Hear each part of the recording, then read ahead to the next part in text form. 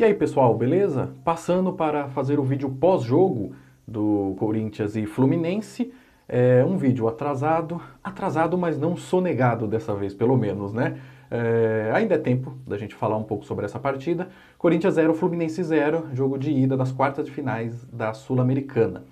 Bom, não foi uma boa partida, né? A gente deve concordar com isso, de que tanto como expectativa dos corintianos não foi um bom jogo, o Corinthians não apresentou aquele desempenho que a gente esperava, né? Como eu falei aqui no canal, do jogo contra o Botafogo, que foi a última impressão que a gente teve.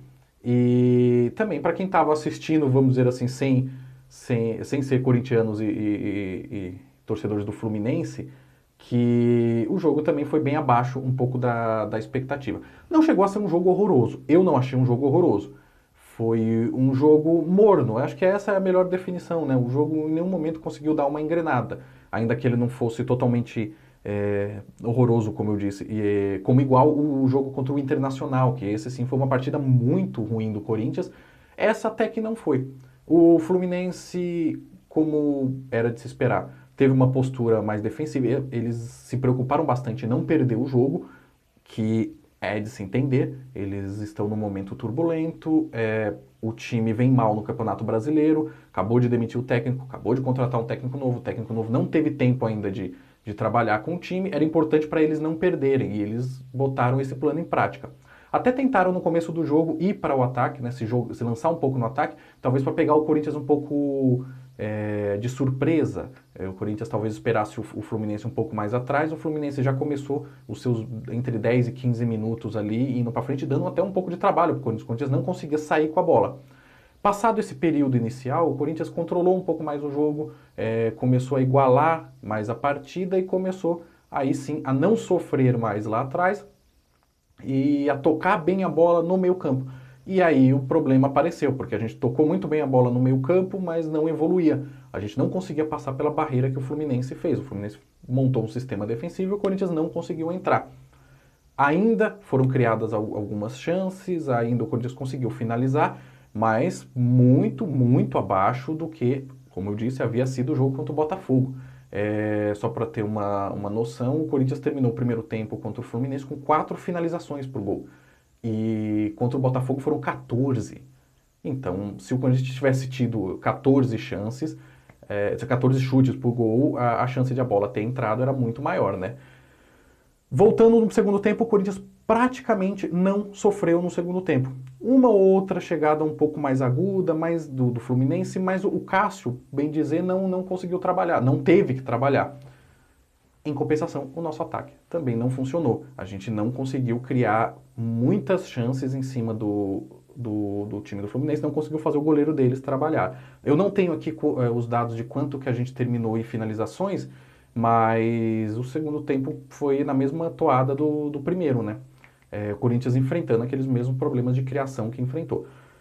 Bom, o 0 a 0 não chega a ser horroroso, mas não é o que a gente esperava, né? O jogo dentro de casa, a gente precisava de um resultado melhor para a gente jogar a segunda partida mais tranquilo. De qualquer forma, empatando 0 a 0, a parte boa é que entra lá, ninguém está classificado. Então ninguém pode ter a postura de ficar só se defendendo. O Corinthians pode sim fazer um jogo tranquilo lá no Rio de Janeiro e tem condições de ganhar o jogo. E não precisa nem ganhar para conseguir passar, né? Um empate pode levar o time à classificação. Tem que se destacar alguns pontos. No vídeo pré-jogo, eu falei que o Corinthians estava trocando 2, 3 peças e o time continuava mais ou menos com o mesmo rendimento. Eu falei que havia só 2 problemas, que eram a lateral direita, que o Michel Macedo é bem inferior ao Fagner, e eu falei a zaga. A zaga acaba sendo porque o Henrique saiu e a gente tem o Bruno Mendes, que eu acredito que ele vai ser titular ainda do Corinthians, ele vai ficar com essa vaga de titular do Manuel, mas ainda não é o momento.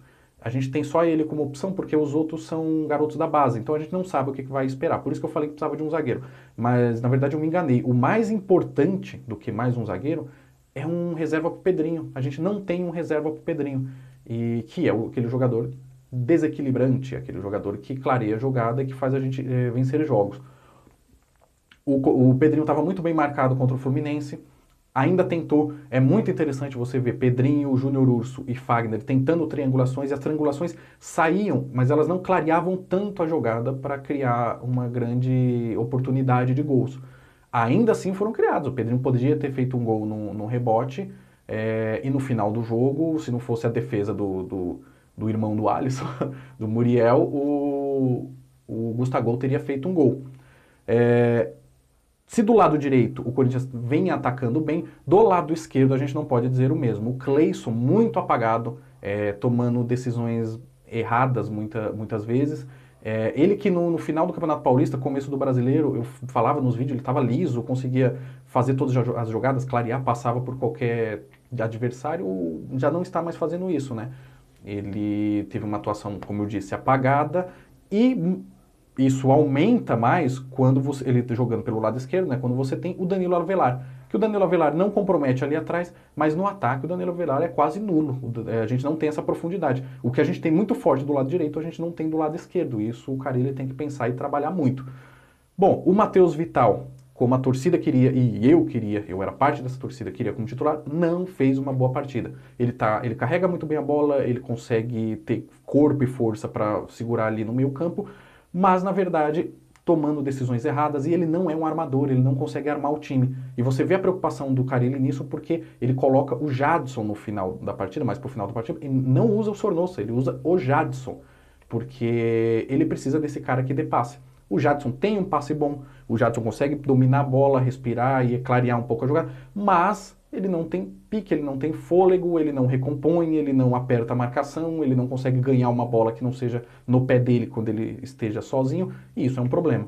Lá no ataque, ele foi de Wagner Love, eu iria de Bozelli. Bozelli, eu acho que entendo que está no melhor momento e é melhor jogador. A única vantagem que o Wagner Love tem em cima do Bozelli é apertar o goleiro. O Wagner Love tem mais velocidade e pique para sair correndo e apertar a saída de bola. O Bozelli ele mais cerca.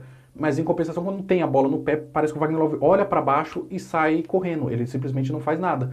Ele não pensa no time, vamos dizer assim, né? E acaba estragando a maioria dos ataques. O Bozelli, eu acho que ele domina mais, toca, ele clareia mais, ele é um pouco mais inteligente nesse ponto. Eu iria com ele de titular. A gente deu muito azar porque o Carille já tinha trocado o Matheus Vital, que não vinha jogando bem, já tinha tirado o Wagner Love, que não vinha jogando bem, e aí o Pedrinho se machucou. Quando o Pedrinho se machuca, a gente não tem o cara aberto na ponta, a gente não tem um reserva. Ele teve que colocar o Gustavo, a torcida enlouquece, mas simplesmente ele não tinha outro jogador para usar ali naquela posição. Então ele teve que improvisar o Gustavo, que no final quase acabou fazendo um gol, né? O Everaldo não pode jogar,